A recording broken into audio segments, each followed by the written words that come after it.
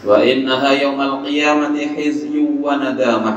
Sungguhnya jabatan kepemimpinan pada hari kiamat akan menjadi kehinaan, wa nadamah, dan penyesalan, illa man akhadhaha bihaqqiha wa adda alladhi alaihi fiha.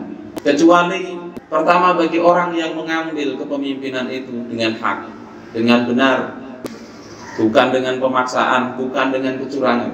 Dan yang kedua, wa adda alladhi alaihi fiha, dan dia menjalankan kewajiban yang ada di dalam jabatan-jabatan tersebut.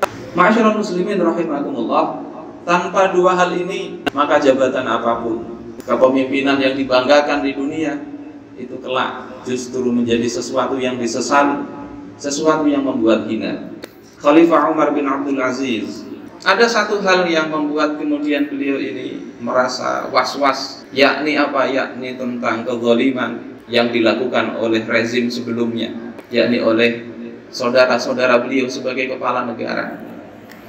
Di dalam kitab Suwarun min Hayatid Tabi'in diriwayatkan bahwasanya beliau mengumpulkan para ulama dari Ahlus Syam, penduduk Syam. Kemudian beliau berkata kepada mereka, inni qad da'autukum li amri hadhil madzalim allati fi aidi ahli baiti.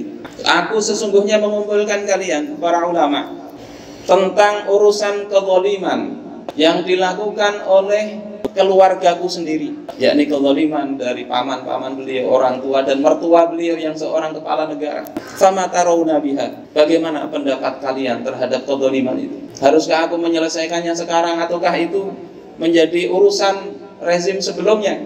Maka mereka mengatakan, ya Amirul Mukminin, wahai Amirul Mukminin, inna dzalika amrun kana fi ghairi walayatik. Sesungguhnya urusan kezaliman itu adalah kezaliman yang terjadi di luar masa pemerintahan engkau, bukan tanggung jawab engkau. Wa inna wizra hadhil madzalim ala man ghasabaha, dan sesungguhnya dosa kezaliman yang dilakukan oleh rezim sebelumnya itu yang menanggung adalah orang yang melakukan ghasab, yang melakukan korupsi, yang melakukan kezaliman, itulah yang menanggungnya. Ini jawaban sebagian para ulama yang hadir pada saat itu.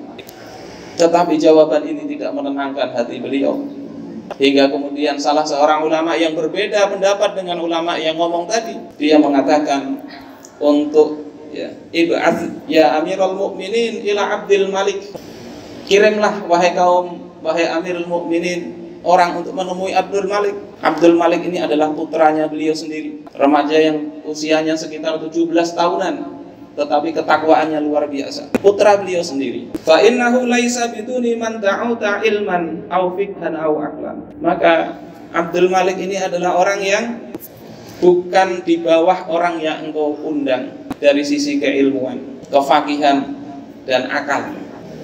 Tidak kurang dari ulama yang engkau undang. Maka coba tanya pendapat Abdul Malik. Maka kemudian Amirul Mukminin bertanya kepada putranya sendiri. Ini pelajaran bahwasanya tidak boleh seseorang itu merasa gengsi ketika bertanya kepada orang yang lebih muda, meskipun itu putranya sendiri. Tanya beliau, ma tara fi hadhil amwal allati akhadhaha banu ammina minan nasi zulman. Bagaimana pendapat engkau tentang harta-harta negara ini yang telah diambil oleh paman-paman engkau, paman-paman kami secara zalim? Wa qad hadara ashabuha wa ja'alu yatlubunaha. Sementara para pemiliknya itu ada dan mereka meminta haknya. Wa qad arafna haqqahum fiha, dan kami sungguh mengenal hak-hak mereka yang dulu ditolimi itu. Bagaimana pendapat engkau? Bertanya kepada putranya.